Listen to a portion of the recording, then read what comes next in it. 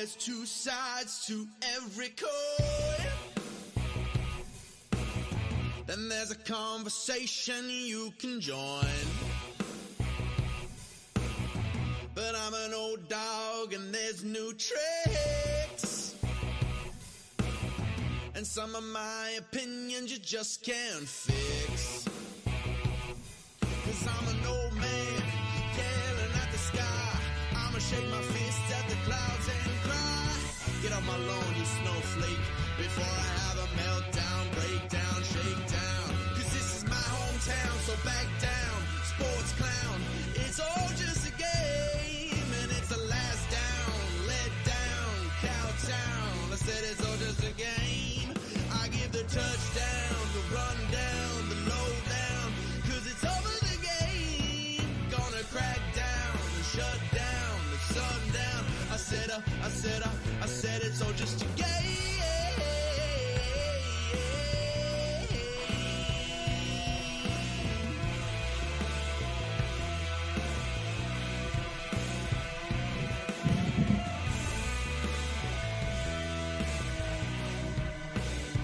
Hey kids, happy Wednesday to you. I hope you're good. Welcome to the show. I am me, you are you know who you are. Welcome. We are an all-inclusive program. Everybody's welcome here. We are broadcasting live from Treaty 7 territory. A big show for us from the standpoint that our guest is making his final appearance of the 22-23 hockey season. We will, of course, get into deep negotiations almost immediately to see if we can extend him into the next season. But you never know. These negotiations, this is a crazy offseason. That's all I'll say. It's been a crazy offseason so far. We'll qualify some of, it feels like we almost have to have a little conversation, you and I, again. I go back to the first show that we did in this new genre of podcasting way back in February. And we talked about it. We were open about it. I'm still getting my feet wet. I'm still coming back into the business a bit. I've been out of it, was out of it. Some of it I'm still a little fuzzy on. I got to be honest with you. Some of these kids that are getting signed, I'm like, I've never heard of him, but he's getting 3 years and $9 million. So he's clearly somebody. There's a little bit of that, but also I would suggest to you that as we go through this exercise, admittedly, I have a horse in the race. Craig Conroy and I have a long friendship, and I like the guy. I'm pulling for the guy. I'm rooting for the guy. And I think sometimes that can make my observations a little bit clouded, but as long as you understand that, as long as you know where I'm coming from, I don't need anybody singing from my hymn book. As a matter of fact, I hate it when people sing from my hymn book. All I want to do is kind of get you thinking on your own and stuff. So sometimes it's going to seem like I might go a little easy on the GM, or I might be taking a different tack. It is what it is. My hope is that, you've got enough media literacy. I think we all have enough media literacy to know when somebody's pulling for somebody and when somebody's bringing the hard truth. That is my disclaimer before my description of the general manager's first couple of weeks, which have been non-theatrical. What did I write down? I wrote down quiet, very quiet. We'll get to the Matty Phillips signing in Washington. I know I've talked a lot about him here. Theatrically, it would have made a great splash if you came back in and you offered the kid a 2-year one-way deal, local kid. There's all kinds of theatrics that can be brought to bear in this game. But this administration has chose not to do that. It has been a quiet administration, rightfully so. They don't have a lot of money, so they didn't spend a lot of money. But I would suspect that there's a lot of people. And you saw it on Barn Burner. Was it a mistake not to make trades at the draft? Sure. Okay. What trades were there to make? If you saw the instant reaction to the Toffoli trade about how everybody thought that, the Conroy got fleeced. And then over time, I think people began to recognize it for what it was. If there's no good trade to make, don't make the trade. That's what I suspect. Having said that, right now, new GM, new coach, not much else. A couple of omissions, but not much else rolling into the 23-24 season, but still lots of time between now and then. Let's jump in with both feet. Our guests, of course, are brought to you by Ski Cellar Snowboard. SkiCellarSnowboard.com, 76 years in Calgary, 4 wintertime locations. Right now, those locations are closed, but they'll open up soon enough. But if you need something, you can always go online at SkiCellarSnowboard.com. We welcome in the Hall of Famer, our Flames and NHL insider, Peter Maher, is kind enough to join us here in July. I'm not sure that you and I have ever had too many conversations, hockey conversations, Pete, this late into July. Normally the season is wrapped up and we've all gone home by now. You're right. And you know, it's interesting. Usually by July the 5th, after you've gone through the draft and the free agent frenzy, the coach of the Calgary Flames could have the whiteboard in his office and have his potential lines that he's thinking about putting together, defense pairings and all that sort of thing. But when you look at where the Flames are at right now, the whiteboard to me is nothing on it but white. And that will change as time goes along. And Craig Conroy certainly has a lot of work to do before the next season gets going. But to your point, they're a team right now that doesn't have any cap room to speak of. And they've got some players that they have to move. And, you know, when you look at 6 players really that have contracts that are going into their final season with the team. And Craig made it very clear when he was hired that they wouldn't have another Johnny Gaudreau situation like last year where Johnny moved on and they didn't get anything for him. So, you know, the time is going on. And the general managers, even though, you know, the free agency frenzy is over, there's still signings that are trickling in every day. And general managers still making calls with regard to trades and that sort of thing. So I think we're going to see some more action before too very long. And I think in the case of the Flames, the sooner they can make or find out whether or not the players like Lindholm and Backlund are willing to stay here on longer extended contracts, they need to make some moves. These guys don't like the deals that are being offered or don't want to sign to extended contracts. You hear all kinds of rumbles out there that Lindholm is being offered an 8-year contract, somewhere in the range of $9 to $10 million per season. Now, whether that's true or not, I don't know. Right. But that is out there. Michael Backlund, a guy who's played his entire career with the Flames, rumbles out there that he's been offered the captaincy of the team with a contract extension. Again, we don't know if that is factual or not, but it is being discussed. But, you know, they need to find out fairly soon here about those guys because time is a factor. There's no two ways about it, in my opinion.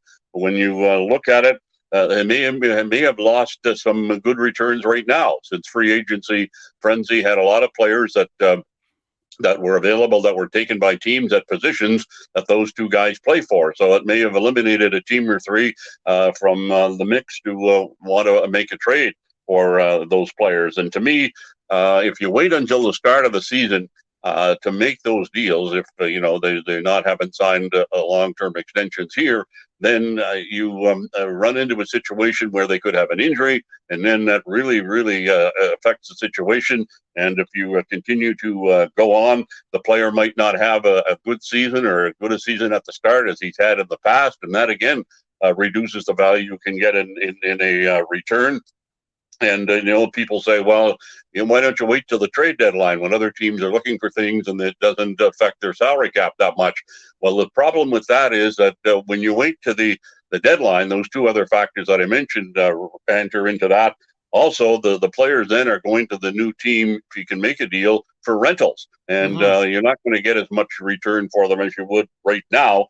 And, you know, you also run the risk if your team is off, the Flames are off, having a pretty good season and have themselves in a playoff position, and then you make some moves at the deadline, you really disrupt the chemistry of the team. So there's a lot of things that are at play right now, particularly with Lindholm and Backlund, and also, you know, Hanifin out there apparently has told them he wants to move on. And so I'm sure they're looking very deeply into trying to make a move there for him. And, you know, you have Tanev and Dubé also are guys in that type of situation. But the prime guys to me are Hanifin, Lindholm, and Backlund. And so the sooner the better. But, you know, Craig Conroy, one of the issues here is, and I found this in the past, is that when you have a general manager in his rookie season in the NHL sometimes they're a little bit hesitant to make mistakes or make a trade, so because of worrying about making a mistake. So sometimes they're hesitant in making that deal and wait a little longer just to see if there's something better comes along. So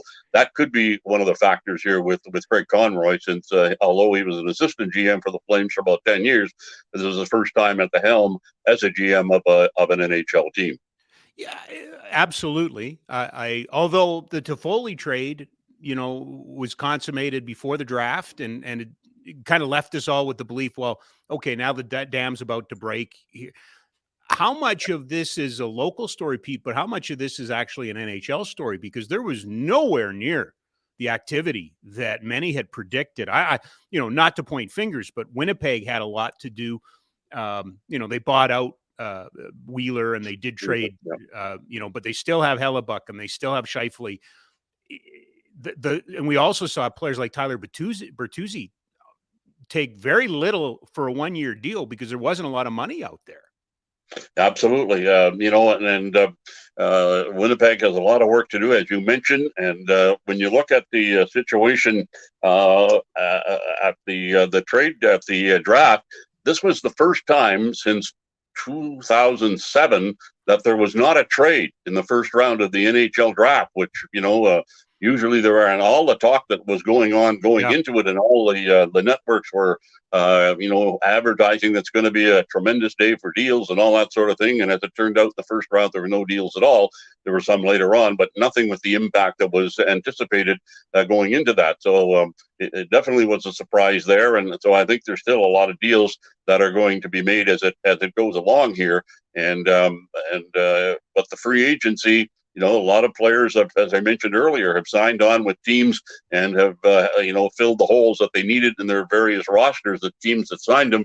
And, money is sparse when it comes to a salary cap situation, with the cap going up only $1 million or so for this coming year. It's going to be more than that. It's anticipated after the season. But, I think we're going to have a summer that's very, very lively with regard to deals, and not only with the Flames and Winnipeg, but some other teams as well. Yeah. And you mentioned the Tyler Toffoli trade. To me, when you look at it, they returned the Flames got there a year ago. Sharon Govich is a guy that to me is a pretty good return considering the situation. As we understand it, Craig Conroy made a preference of wanting to sign Lindholm and Backlund.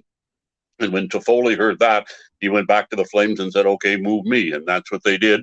And in that kind of situation, to me, they got a pretty good return, getting a 25-year-old player that can play center, or he can play either wing. He had a bit of a down year last year playing with New Jersey. But he's a guy that had a pretty good year the year before. And when he had 24 goals and 46 points in 76 games played. So he's a guy that, to me, is versatile enough that he could be a second line player for the Flames coming into this current season. He signed a new deal here with Calgary, signing him for 2 years at annual figure of $3.1 million. And to me, that brought down their room under the salary cap to help in a little bit there, although they're still really in salary cap jail, as some general managers are wont to say. So to me, they got a pretty good return in that deal for Toffoli, considering everything.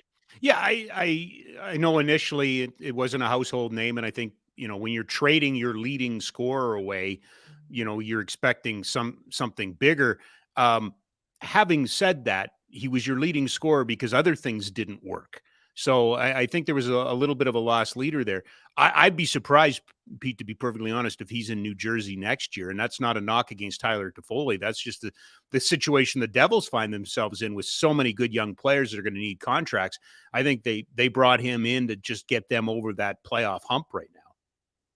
Yes, absolutely. I agree with you totally on that. And for Toffoli's situation, next year with the salary cap going up, now he's going to be another year older. So I don't think he's going to be able to get himself a long-term 7-year contract or anything like that, but he could do pretty well on a 3-year deal with the salary cap going up, and the team's looking for a guy like Toffoli. Not only does he bring outstanding play to a team, but he's also a pretty good character guy and helpful for younger players on a team. And I think he'll be helpful with the younger players in New Jersey coming up this season. And the Devils look like they've got a very good team that's going to be very strong in contention for the Cup next year. And Toffoli can only help himself bargaining position as an unrestricted free agent after this coming season.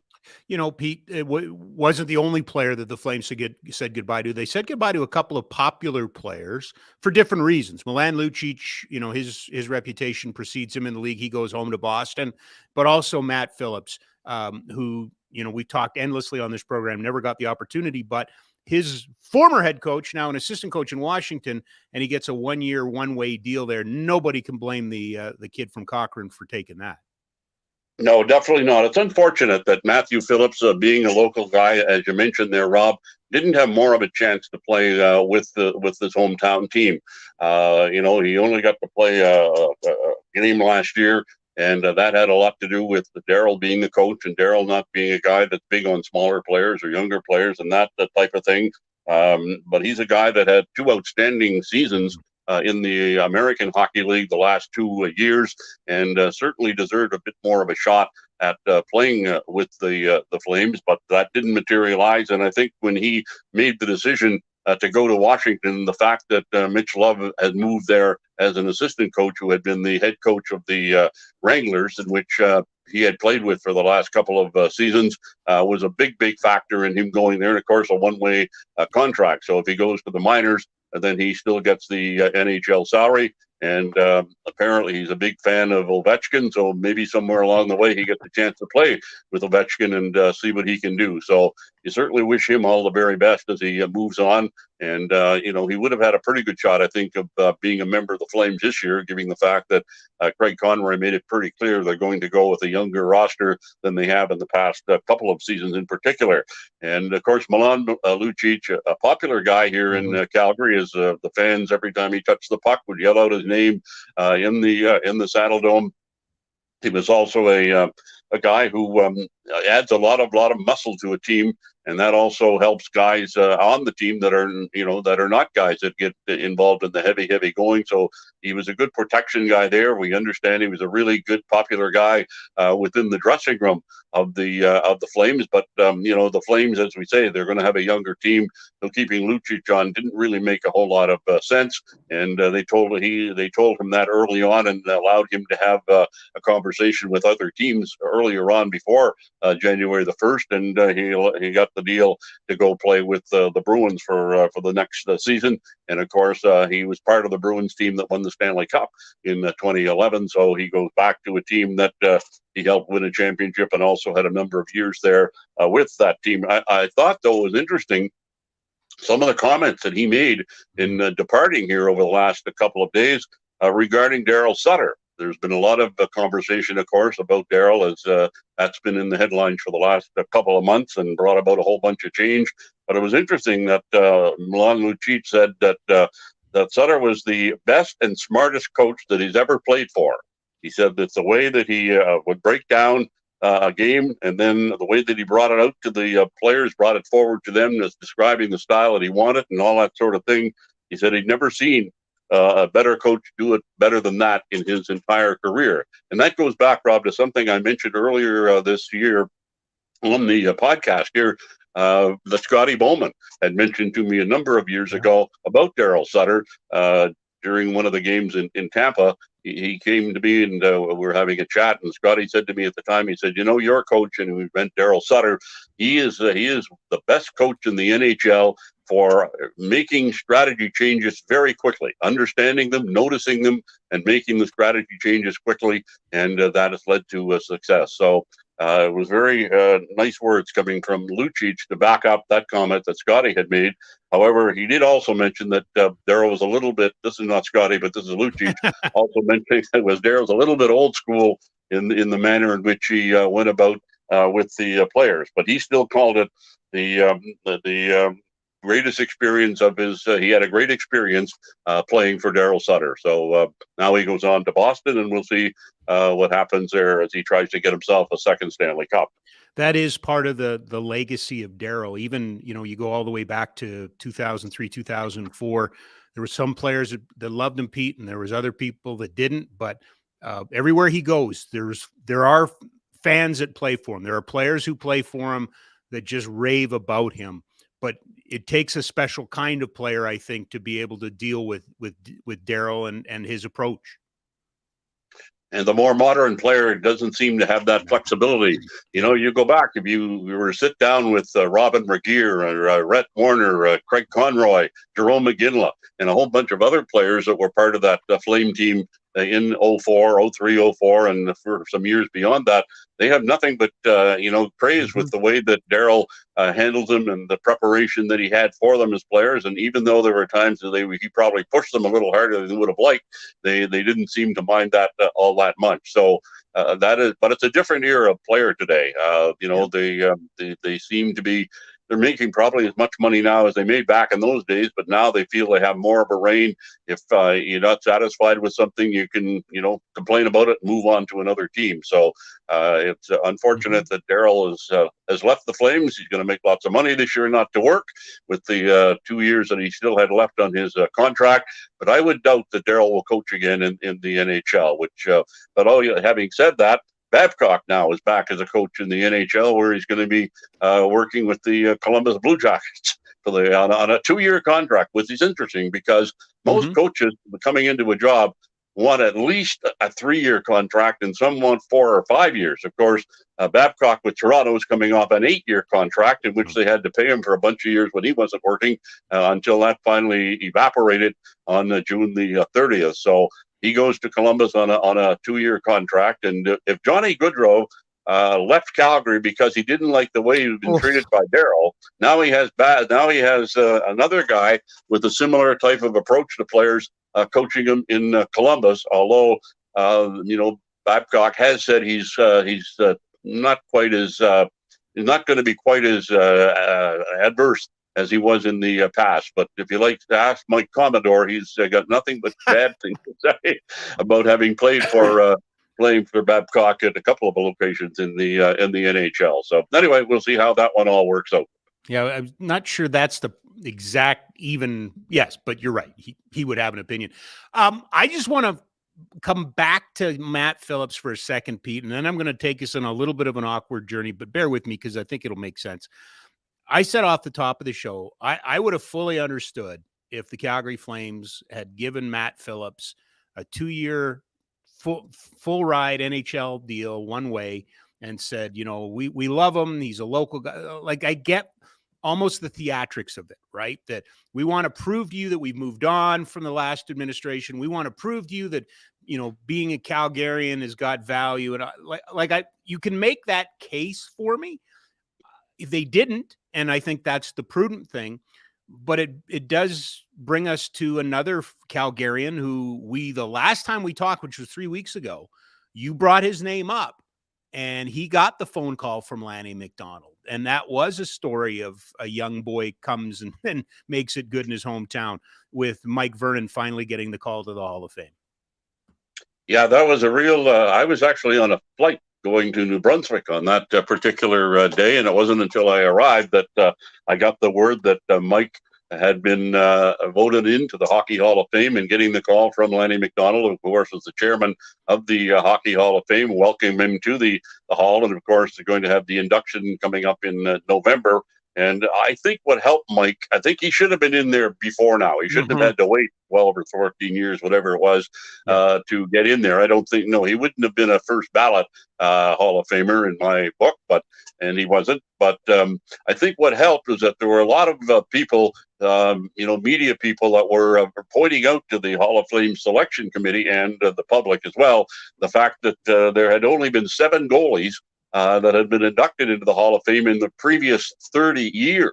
And, when you say you can't win a Stanley Cup unless you got a good goalie, that really, resonated, having only 7 in 30 years inducted into the Hall of Fame. And so as a result, this year's class is going to have 3 goalies in there, as Mike will be joined by Tom Barrasso and Henrik Lundqvist. Lundqvist, a first ballot Hall of Famer. I thought Tom Barrasso, like Vernon, should have been selected earlier on, considering their great work that they put in as goaltenders.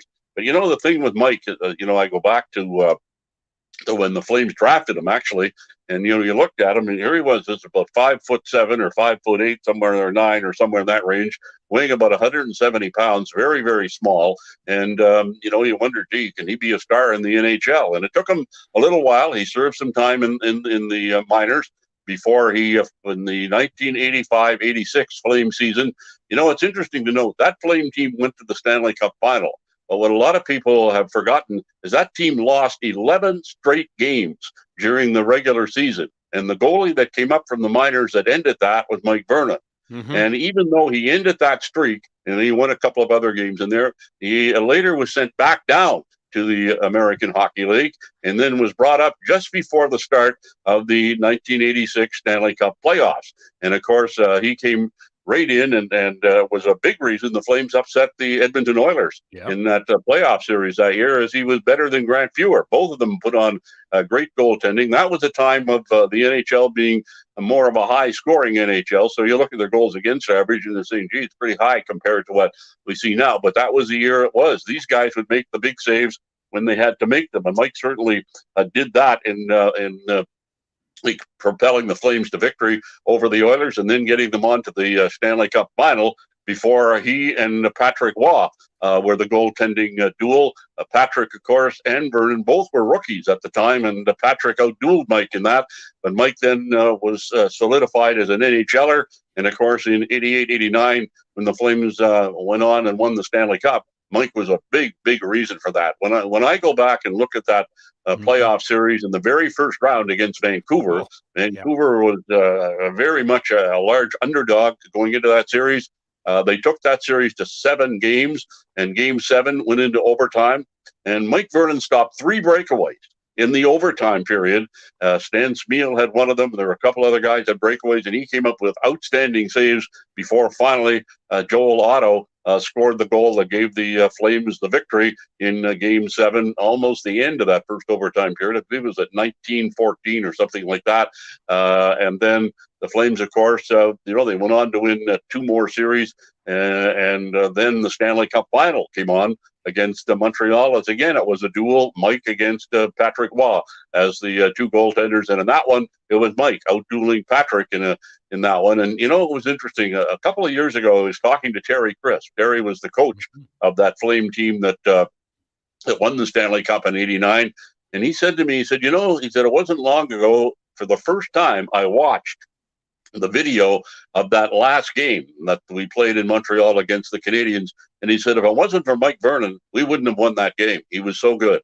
And, at the end of it, he almost won the Most Valuable Player award for the Stanley Cup playoffs that year. In fact, he lost by 1 vote, teammate Al McInnes, for that award. So although he didn't get it in 89, he would get it in 97 when he was playing with the Detroit Red Wings and put on a tremendous performance in the Red Wings Stanley Cup run that year, as the Red Wings won their first cup in 40 years or 30 years. And he was a key element of that with his goals against average. His win-loss record was 16 wins and 4 losses. He had a goals against average of 1.46 and ended up winning the Most Valuable Player award as a result of that strong performance he made in the playoffs that year, and then went on to have continued outstanding play. And then, of course, he came back to Calgary at the end of his career when he had played with Florida, and they decided they weren't going to protect him, and he ended up coming to the Flames again.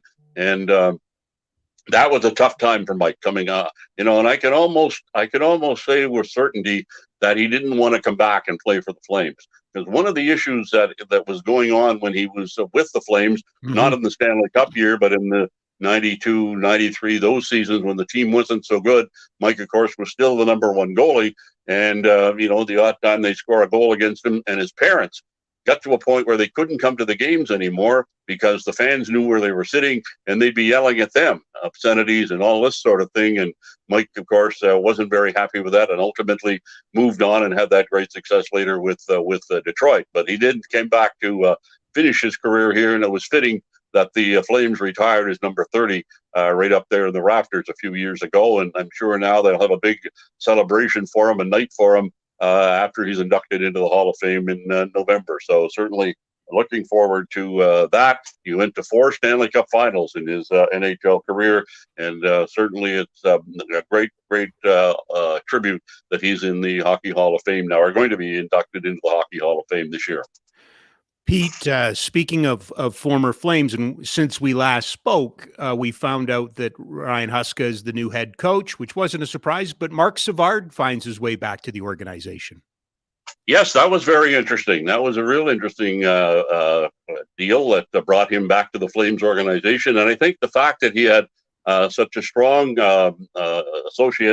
affiliation with Jerome McGinley and Craig Conroy briefly had a lot to do with that fact. He was Jerome's centerman in the early 2000s before he got traded away. And I did hear Craig Button, who was the general manager of the Flame team that traded him away on TSN not all that long ago, make the comment that he was talking about how the problem that Mark Savard had with the then coach of the Flames, and the fact that there was an issue there, and so Craig traded Mark Savard at that particular point in time. But he says now, he said and then later, not so long after that, he had to fire the head coach of the Flames, whose name comes to mind here. Yeah, there you go. We got it. Yeah.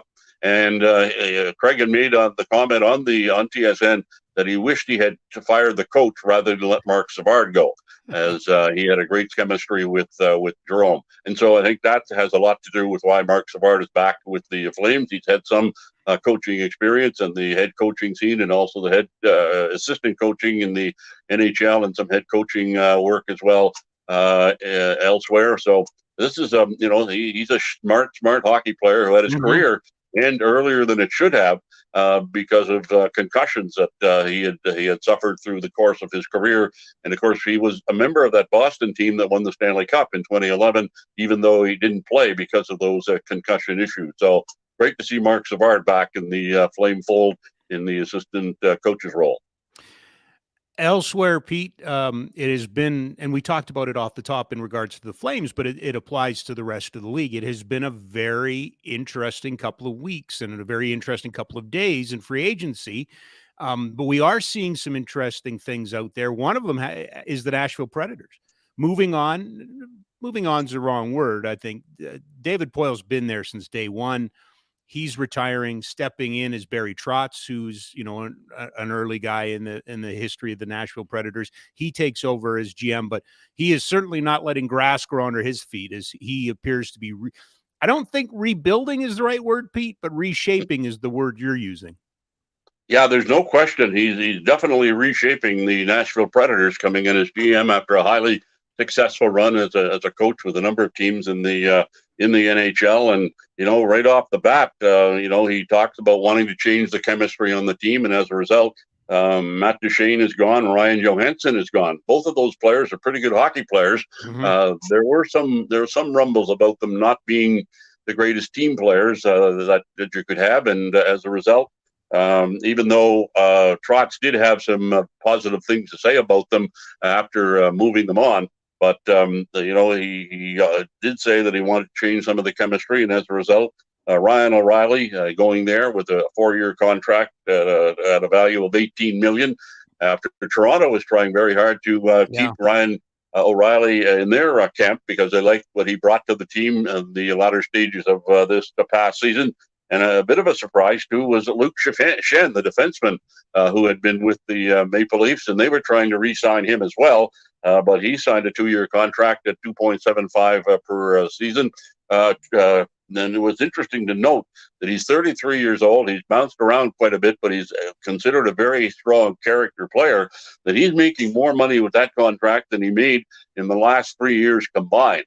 So definitely it was a guy that Nashville wanted to have as a guy to help out on their defense corps, as well as work with some of their younger players. So yeah, big surprise there that he was able to sign such a good deal with that team, and as a result, Toronto was unable to match it to keep him as well.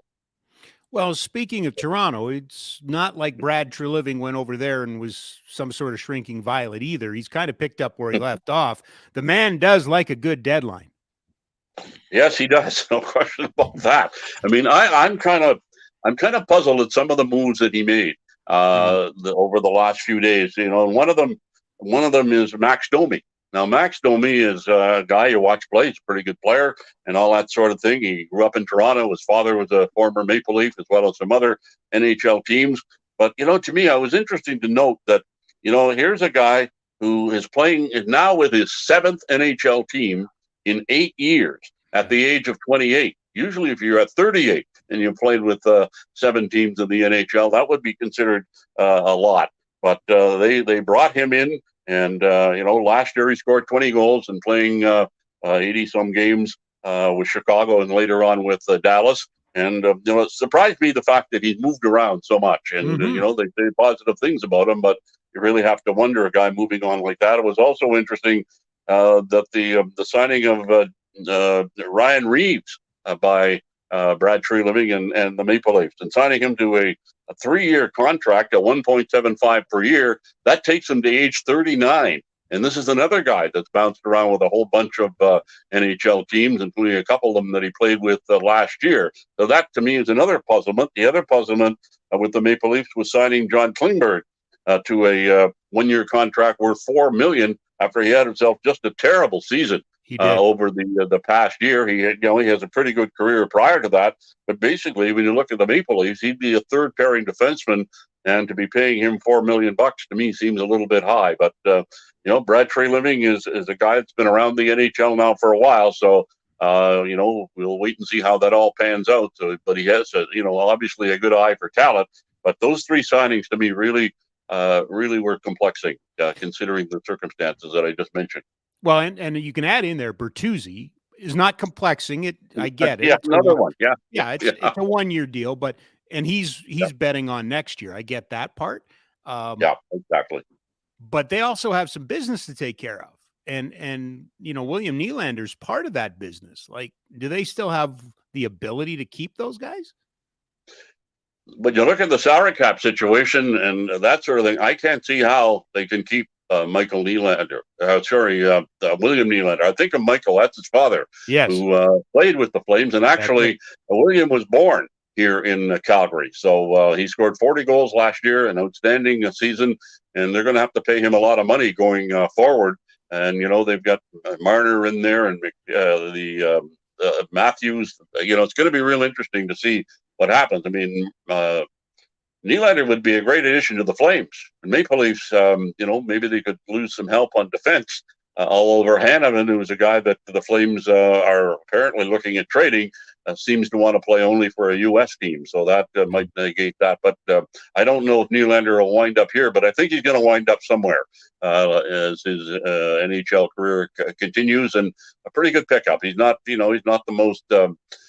most vicious player out on the ice, but he certainly is a highly, highly talented individual. And his father was the same. He was a very, very talented, high-skilled centerman. And, the corners were something that he only went to once in a while.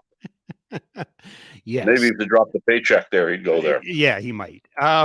Speaking of players that are looking for new homes and speaking of defensemen, and we had Eric Dahacek on last week, and we're scratching our heads.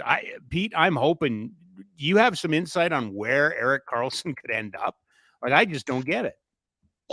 Well, I know why he'd like to go somewhere else, because he'd like to have a chance to win a Stanley Cup, and that's not going to happen with San Jose. And I know why San Jose would like to move him on, because he makes way too much money with 4 years left on his contract. And but what team, as we talked about earlier, the salary cap is only going up by $1 million this year, and some teams have already made enough moves to get themselves right to the salary cap level. And this is a guy that, unless San Jose is willing to pick up, maybe if San Jose would be willing to pick up 50% of his salary, then there might be a team like that could take him. I think that Carolina is one team not to rule out on that. They seem to be interested in that type of player, but that would give them 2 very old defensemen on that team. Brett Burns being a guy who went there last year, had himself an outstanding season, even though he's aging as well. But Karlsson, he won the Norris Trophy. He's a top defenseman in the league last year, putting up numerous points. And, he was a guy that defensively, he does have some, He does have some issues, but no question there'd be a lot of teams like him. Now you hear some rumbles out of Edmonton that maybe they'd like to add him to the roster, but I think they have salary cap issues as well. But if they were able to get him and to have him moving the puck forward to those two giants that they have up front, McDavid and Draisaitl, it certainly would make the Oilers a real difficult team to beat down the road. So no, I got no insight as to where he's going to go, but I wouldn't rule out Carolina. Edmonton, I'm not so sure. They've got to move. They'd have to move a bunch of money in order to get him. And I think San Jose, I believe they only want to pay 20 to 25% of his salary in exchange in a deal. They may have to up that to 40 or 50% if they want to move him and get some value back in return that they can help them down the road as they get back trying to be contenders in the NHL. The landscape is it's so weird compared to what we're used to. And in many ways, it feels like a lot of this stuff is just coming home to roost now. All of these big long-term deals, big money deals, and now we're at a choke point, and there's a whole bunch of teams, including the Calgary Flames, that want to do something, but with who? Like, who wants to go to Arizona? Who wants to go to Chicago right now? Yeah, exactly. I mean, Chicago made some interesting moves as well here. They did too, didn't they? Yeah. Bringing in Corey Perry. Now, there's no problem with bringing in Corey Perry, but to give him a $4 million contract, I mean, to me, that was just absurd. But they've got Connor Bedard coming in, and they got a bunch of other young players there. And there's no question that the Corey Perry is a guy that can be a great influence on those young guys as they become National Hockey League regular players. So I can see from that standpoint of bringing him in there, but paying him $4 million for 1 year is an awful lot of money. It's a huge raise in what he made the last few seasons, for that matter. But you look at it another way from the standpoint of the Blackhawks. Perhaps he plays with them for the season up until the deadline, and he's been a great impact for the young guys and all that type of thing up to there. And then at the deadline, maybe there's a team looking for him to try to help out, thinking they can win the Stanley Cup, and so they make a move with them there where they can help their future. And the salary that would be going the other way wouldn't be nearly as much as $4 million for the duration of the season. And of course, they also signed Nick Foligno to a 1 year contract at $4 million. And again, you have to question that. He was a guy that really struggled a lot over this past season, but he's another guy who's a strong character. And you have to think that was the motivation behind the Blackhawks bringing he into the organization as well with the young players, even though they're not going to go anywhere this year for sure. Just, I guess, a couple things before we get to Stanley Cup predictions, because, it's July. And we do have a little bit more to deal with the local hockey heroes, but one last one on free agency, and that is the Ottawa Senators seem to be a little bit caught in the crosshairs here for some. They have Alex DeBrincat, who they want to get rid of, and they'd like to get Tarasenko, who's a free agent, who I understand Pete fired his agents this morning. So there's still drama out there. Yeah, the Tarasenko one is really puzzling. I mean, he goes into free agency on July 1st with his previous agent, and now he fires him and brings in another agent. JP Barry is part of that group. Of course, JP used to live here in Calgary, and incidentally, he's from New Brunswick to start with. And I know his father. I knew his father, who passed away a number of years ago. But anyway, it was really strange that you get yourself into free agency, you're 4 days into it, and now you're firing your agent, you're bringing new ones in. So now the negotiation starts all over again, and it'll be interesting to see, where he winds up. Certainly the Rangers, I think, would like to have had him come back, but they don't have enough money under the cap to bring him in there, and they've got enough overage forwards anyway. I mean, I think they've got 7 forwards over the age of 30 with the New York Rangers. So, and a young defense to go with that. So, where Tarasenko is going to wind up is another interesting. Perhaps Carolina might be one. Again, they seem to make things happen there in Carolina, and they think they can be a Stanley Cup team this year again. So that would be one to watch real close. Speaking of Stanley Cup, I know it's, 11 months off, but do we have favorites yet based on the last couple of weeks? Well, it was interesting. The score, they came up with the early Cup favorites, and they list the favorites as being Colorado and Toronto. So by their standard, they figure Colorado and Maple Leafs are going to be in the Stanley Cup final. They also noted that just below them were the Edmonton Oilers. And then they mentioned New Jersey and Carolina, followed by Vegas and Boston. And I'm not so sure about Boston. I think that they could drop off this year, having lost some very solid veteran players. Bergeron certainly will be big loss unless he decides to come back, but the indication seems to be not. They list the Flames and the Los Angeles Kings as 11th place team to win the Stanley Cup. So that puts them above the middle of the pack. Now, they're basing that on the current roster that the Flames have. Now, the Flames roster, I think, is going to be much different when it gets to October the 11th, when the regular season gets going. But that's where they have based the Flames at this point, tied with the Los Angeles Kings in the number 11 spot to out of 32 teams. And so, another interesting fact here is that Rob, the last 6 Stanley Cup winners did not have a 100-point player, but all of them had a solid defense anchor. When you go back last year with Vegas, they had Alex Pietrangelo. Colorado had Cale Makar, and Tampa there had Victor Hedman. So when you people say you got to have a great centerman, it seems more like you need to have a great defenseman. And also, of course, it also helps a whole lot if you've got a great goaltender going in there as well. So, yeah, I mean, based on all of that, we'll see what happens come next June. All 3 of those teams would have had really good offensive players, right? Yeah.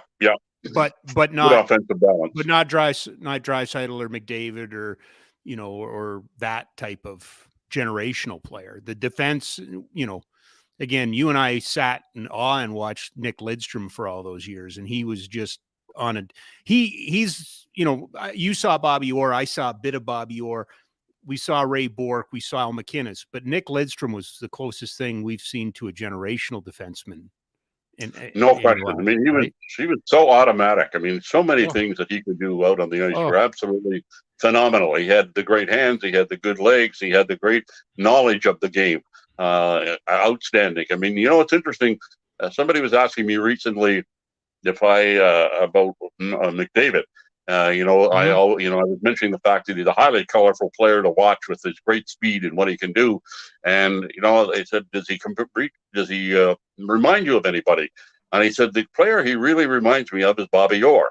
A different position, obviously, but Bobby could do some tremendous things at high speed. I mean, I was marveled watching him do things at high speed, so tremendous. And you watch McDavid, he's a lot of that in him as well. So, that's a pretty big praise for McDavid to be compared to Bobby Orr, who was a guy who, in my view, we got cheated out of because he had to end his career so early because of his knee injuries and that sort of thing, as he could have gone on if he, in today's age, with all the medication they have and the medical treatment and all that, he could have gone on to play another 10 years and it would have excelled all through that particular point in time. So, but fact check me on this part, Pete. Fact check me on this, because I remember Bobby, but I also believe Bobby played in an area in which, coaches would tell their teams, you got to slow him down.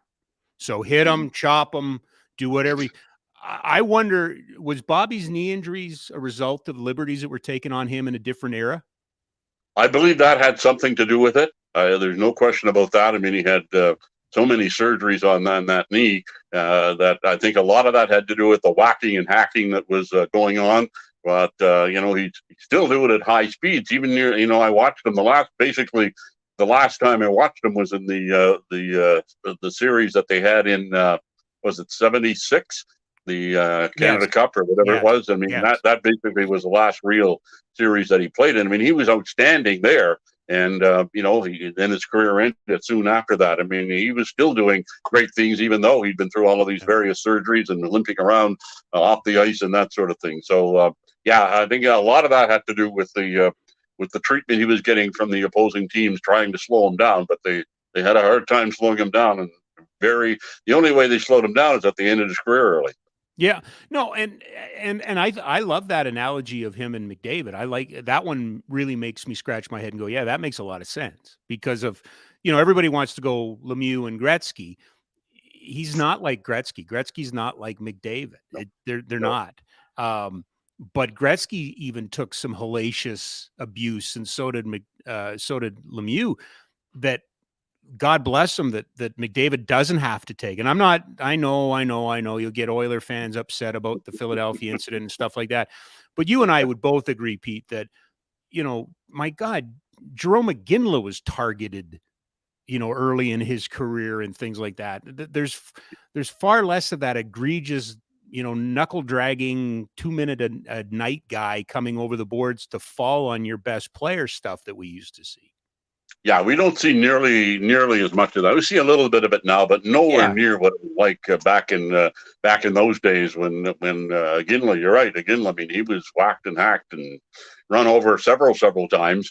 But nowadays, I mean, there are some times when there's some damage done to some players, or attempts to have some damage done to some players, and some players actually did get injured, couldn't play. But it doesn't happen nearly as much as it did before. I mean, each team back in those days had 3 or 4 really tough guys that were out there to do that sort of thing. Now, if you got one, you're a rarity in the NHL. So it's a whole different era from the standpoint of the way the game is approached and how players are defended against by players on the opposing team. Yeah, but you're right about the ability to work at high speeds. That's a great comparison. I like that comparison a lot. There's no question. Gretzky and Lemieux, I mean, Mario Lemieux, they were guys that had immense talent, great hands, and great mind for the game of hockey. But they were guys that didn't have the speed, but they had everything else going for them, and they had some good protection in some cases from teammates on their particular teams. But they certainly didn't have the speed that McDavid has. And to me, I might have Flame fans go against me here, but to me, he is a guy that is worth the price of admission all by himself. Just what he shows you through the course of a 60-minute game. I agree. Generational for sure. And I think that the NHL's the one guy, and I know we're down a little bit of a rabbit hole, and I'll promise I'll stop after this. I still wonder to this day what we saw from Eric Lindros. Did we see the full, the Scott Stevens hits on him and the concussions and things like that? Yeah. He was a great, he had some of the greatest power forward seasons we've ever seen, but they were short, like 2 or 3 years, right? Like, I just wonder. Yeah. Short, no question about it, because of that heavy hitting and all the toll that took on them. They didn't allow them to have the full capacity careers that they would have had, and they had not had all that, hitting on them during the times that they were great players in their career. But even despite that, they were able to put up some very, very good numbers before finally it exhausted them. So then the injuries took their toll, and they couldn't play anymore. But you look back on with the Flames, they had Theo Fleury, who was just a little guy, and he would take lots of punishment out on the ice, and he'd still put up great numbers and went on to have a very, very long career in the NHL. And as we talked about the last time, I think he should be in the Hockey Hall of Fame. And I think I mentioned before, when Paul Kariya went into the Hall of Fame, that's when I said Jerome belongs in there, or Theo belongs in there. Sorry, because his numbers are better. His career was better than Paul Kariya's. Not that there was anything wrong with Paul's, but Theo had a lot.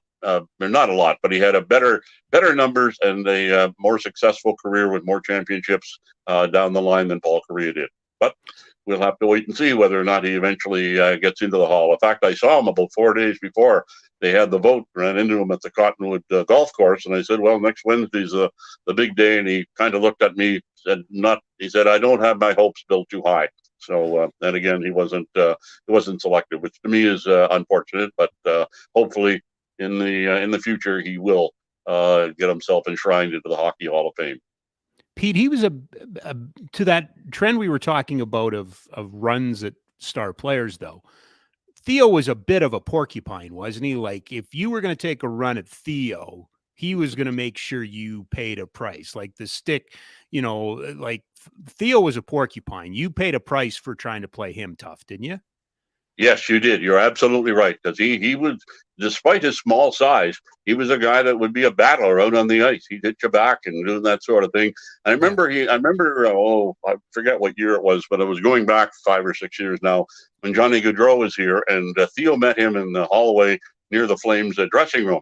And I well remember Theo saying to him, he said, you should go out and hit guys before they hit you, because then they'll leave you alone, or at least you won't have to put up with much as you did. And he went back. We were going back on his career where he would hit first.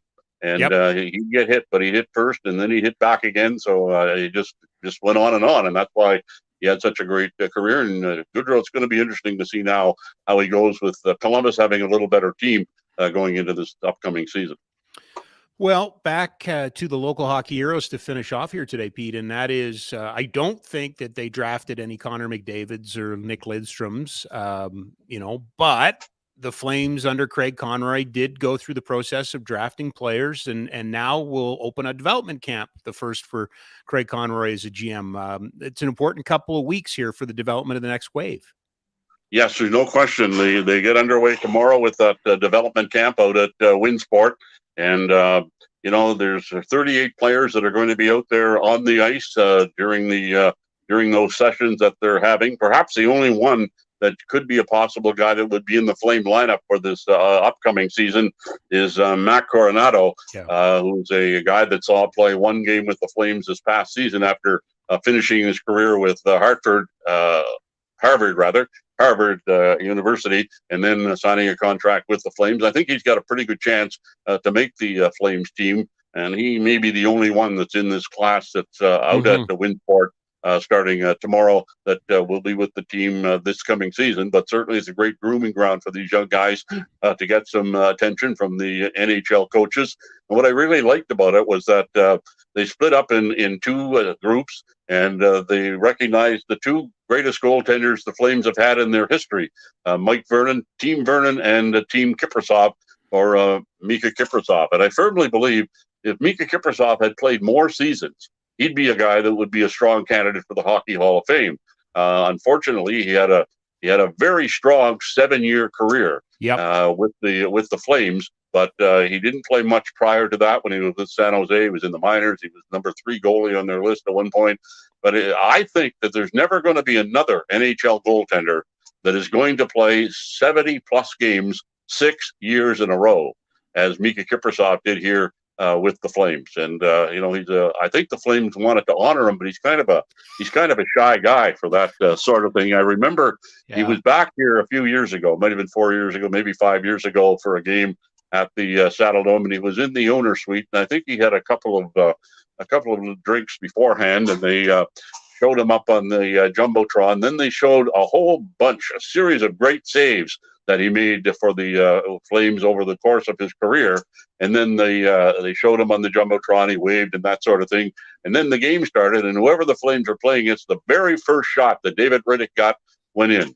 And I think here he is. He watched all these great saves that made, and then lets in an easy goal. So, but he was Mika Kiprasov. That run that he had with this Flame team is phenomenal. And unfortunately, he didn't want to play any longer. He just wanted to go back home and fish in his native Finland, and apparently enjoys himself back there. It was interesting. One time he was the goalie coach for the Finnish team in the World Junior Championships, I believe it was, or maybe it was the World Championships, I forgot which. And that surprised me a little bit, because Mika didn't strike me as a guy that would be a coach, but a great guy and an outstanding goaltender. Yeah, and we talked about Hall of Fames today, and Mike Vernon going in. We talked about local products, and there's something intriguing about sport, and this, being a Yankees fan or being a fan of other teams. There's the Hall of Fame, there's the league honors, and then there's the team honors, but then there's always those guys that are just important to the fans, and the other, nobody else will appreciate. I don't think anybody in Vancouver or Colorado or Toronto or Winnipeg or Edmonton appreciates what Mika Kiprasov was in Calgary.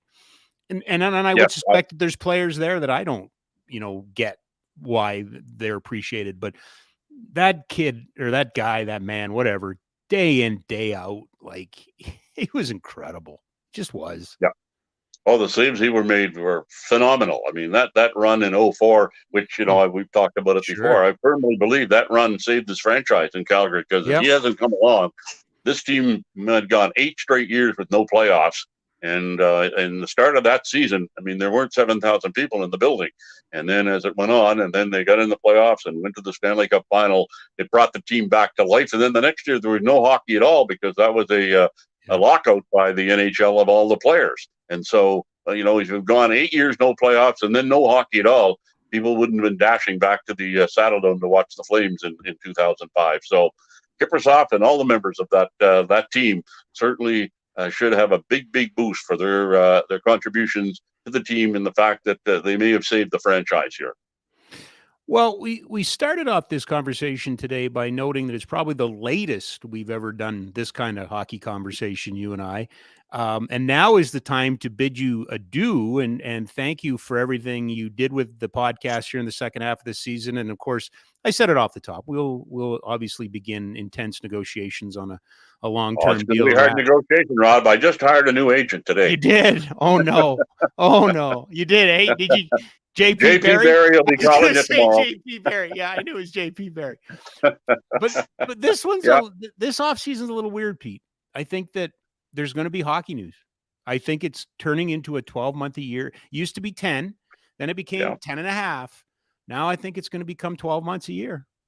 Yeah. And the poor general managers, they used to be able to have August off or most of August off to go away and have a nice vacation and not be bothered. Now they might be able to go away somewhere, but they have to have the phone with them every single minute of the day. So it's a whole different world. You're right. Used to be not nearly as long as it is, but now it's pretty much 12 months a year thing. So it was my pleasure to work with you here over the second half of this season. And if you can work a deal with JP, I'll be back next year. It's either you or Hannafin. I'm just saying. But I don't demand a trade. So okay, good. Chance there. You can stay. Hit them straight. And I know you do, but keep hitting them straight. We'll certainly be in touch. But Pete, again, thank you so much, bud. Take care, Rob. All the very best. Look forward to chatting with you soon. Here he is right there on your screen. The greatest that ever lived, Peter Maher. 7 Hall of Fames we counted at the beginning of the season, including honored in the Hockey Hall of Fame as a media member, the voice of the Calgary Flames. And he was kind enough to come back when I was thinking about doing this project, this podcast project. When I was contemplating coming back and doing this, I called him first. And I said, would you think about it? And he said, absolutely. And then Eric Dahacek, absolutely. So those are the two cornerstones for me. So, and Eric's going to join us on Friday. By the way, brought to you, of course, by Ski Cellar Snowboards. SkiCellarSnowboard.com, 76 years in Calgary. Now, the 4 locations that are open in the winter, not open right now, but they'll soon reopen. But if you need something, if you're looking for something, if you're dreaming about something, SkiCellarSnowboard.com. 7 days a week, 24 hours a day. I mentioned Eric Dahacek on Friday. We, like, I think most of the programming here on the Nation Network and the Flames Nation, we're going to gear down a little bit for the summer. We're going to, starting next week, we're going to go twice a week, Mondays and Fridays. And then back after Labor Day, we will kick it back into full gear. Having said that, in the event that there is a big issue or big, something coming up, you can always count on us to break in. That's what Jack made us do before the draft. We had to break in to Foley trade. So, we're around. But starting next week, Monday and Friday, next Monday, I have only been uttering her name nonstop for the last 3 or 4 months. Carla McLeod's going to join us as well. In studio, Tatum Amy, who, won a national championship with Mount Royal and was named the U Sports Women's Hockey Player of the Year, signed with the Buffalo Beauts, but that league has now been taken over, and I understand that her contract has been dissolved. So we're going to bring Tatum Amy in to talk a little bit about now what and what the world of professional women's hockey is going to look like. So that's coming up on Monday. Eric Dahacek on Friday. Before we got a couple things that I wanted to mention. Don't know if this is significant or not, but the CHL European draft was held today, and I thought this was interesting that the Calgary Hitmen drafted a Calgary Flames prospect. So Alex Hertig, who I believe was the 7th pick by the Flames as a big Swedish defenseman. I don't know if he's big. I just assume he's big because everybody they drafted was big. But anyway, the Calgary Hitmen took him in the CHL European draft today. Significant from the standpoint that I think Craig Con, not that Brad Treliving didn't, or that Jeff Chenouth with the Hitmen wouldn't, but it was always that question. There seemed like a period of time there where the Edmonton Oil Kings and the Edmonton Oilers were a little closer and working on, having players drafted by the Oilers in the organization. And it's not uncommon. It's happened before, but thought that was maybe a harbinger of things to come, working a little closer. And again, I defer to the managing editor of Flames Nation, in this case, Ryan Pike, who put out a tweet that said, this doesn't necessarily mean he's going to play there. It just means that the Hitmen own his CHL rights. So, and that's worth noting, but that came out today. Big story, potentially big story, is that Hockey Canada has named Catherine Anderson their next president and CEO. Catherine has spent the last 8 years the last 7 years as the CEO of Curling Canada. She starts September 4th. Not much in the way of, why, she doesn't start work. So why would she, bring forth a manifesto or positions or anything at this point? So we don't really know a lot about where the organization is going. We do know a couple of weeks ago, they announced they'd be hosting a culture summit in September. Yesterday, Bauer, upon the news that Henderson was taking over, Bauer immediately restarted their sponsorship and partnership with Hockey Canada.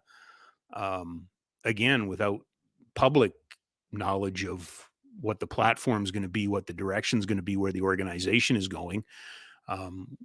You can read into that what you will. I would hope with a new board, which is being led by the Honorable Mr. Fraser, I believe Cass Campbell Pascal, is associated to that board. They're short term too, because I think it was a 1-year term to get that board off the ground. I am hoping that this sport is, at least in this country, going to go through a wee bit of a renaissance again, maybe a reset. I don't have to speak directly to hockey parents on this program and talk to them about the challenges, of which cost and price is one of them, just with equipment and now all of the accoutrements that go with hockey. I would hope that Miss Henderson would seek counsel from all quarters, would try to have as broad a perspective on this as possible. I think my vantage point has certainly shown me that Hockey Canada became too focused on elite, became too focused on the brand, became too focused on television and, being almost the celebrity brand, if you will, and not enough on growing the game and not enough on doing what's right for the game. We did what was economical for the game. We did which was cost effective in some cases or revenue generating. But I'm not sure we've done right by the game. I'm not sure that hockey is yet as inclusive as it should be. I think we have a lot of players in the sphere of influence that are trying, but I think the leadership needs to come from Hockey Canada. I have spoken at length with former employees. I have nothing but respect for people who work there. I have nothing but respect for those who built it. Bob Nicholson took it from, what it was to this juggernaut, and Scott Smith kind of oversaw it, and then it lost its way, and it completely lost its way. I'm a big advocate, obviously, of youth sport and the importance of it, but I do tend to, and this is Tom Ferry and the Aspen Institute's line, not mine, I do tend to think that our North American sports are built for the parent, not the child. So I would hope that the incoming president and CEO is going to take a real hard look at the leadership that the sport needs to play. I think you have basketball, you have soccer, you have volleyball, you have other sports, badminton, pickleball. There are lots of opportunities out there. And I think you need to be leaders and find a way to work together. I'm very curious to see if Hockey Canada is recognizable in the next couple of years compared to what it was. Is it going to be about tournaments, and is it going to be about selling the jerseys and the Olympic, the men's teams and the women's teams and things like that? Fascinating time in the sport right now. A reminder, we are live in the Oodle Noodle studio. We bring the heat. Try the butter chicken mac and cheese, the Kung Pao noodles, Bangkok Pad Thai Classic, vegetarian and gluten options. So it's very friendly for you. 2 locations in Calgary, pickup and delivery, 1244 17th Avenue Southwest, 105 Main Street North in Airdrie. And don't forget to check out Live from the 55 with Danny Austin, our CFL Stampeder show, which I believe will be dropping tomorrow. And then again on Monday. And I believe the Barn Burner starts its summer schedule next week as well. Final mile tonight is, before we let you go, I want to show you this. We have talked about buildings, and we've talked about dreams, and we've talked about dreamers. The new building's coming. We know that, and everything sounds positive. But did you see the Sphere in Vegas? This has been kicked up here the last couple of days. So this is the new boxing venue. That's the outside of it. So I believe it seats in the neighborhood of 12 to 14,000. What's the seating, Jack? Is that right? I have no idea. And it's 12 to 14,000. It's for boxing and mixed martial arts. I believe it's a Wynn property in Vegas. But that whole video is the outside of it. Looks like a spaceship. It does, doesn't it? Like somebody had the great tweet. This is going to cause thousands of car accidents, right? Because people are going to be looking at that. But that is the outside of it. We were all taken aback when, remember when the Olympics were in Sochi and the Russians figured out how to put screens on the roofs with the scores and everything? We thought that was the greatest thing since sliced bread. Now, look at this bad boy. That's incredible. That is absolutely incredible. Could you imagine that in Calgary? I'd like to. Don't you think that'd be fantastic? Yeah. The things you could do with it, right? It's $2.3 billion, by the way. Insane. $2.3 billion. The Sphere is up in Vegas. Reminder, starting next week, we are moving our shows to Monday and Friday only for about 6 weeks till Labor Day. And then once the fall kicks in and everybody goes back to school and hockey starts and we're into football and the whole 9 yards, we'll pick her back up again. Do want to thank Peter Maher for all of his help this season, for dropping in and being our NHL and Flames insider. We're hoping to have him back in the new season as well, coming up. And speaking of which, Eric Dahachuk will join us on Friday, I believe, in studio as well. And we'll wrap up lots to talk about with him. And then next Monday, Carla McLeod and Tatum Amy. Thanks to our 2 producers today who you don't know how hard they work to put this show on. I do, but you don't know how hard they work to put this show on. RJ and Jack did an outstanding job. To you, to everybody that's been so kind with this program, thanks for podcasting, listening, streaming, telling some friends about it, writing a review, whatever. It just means the world that you're out there and that we get to work for you. We will see you on Friday with Mr. Dahachuk. Have a great day, everybody.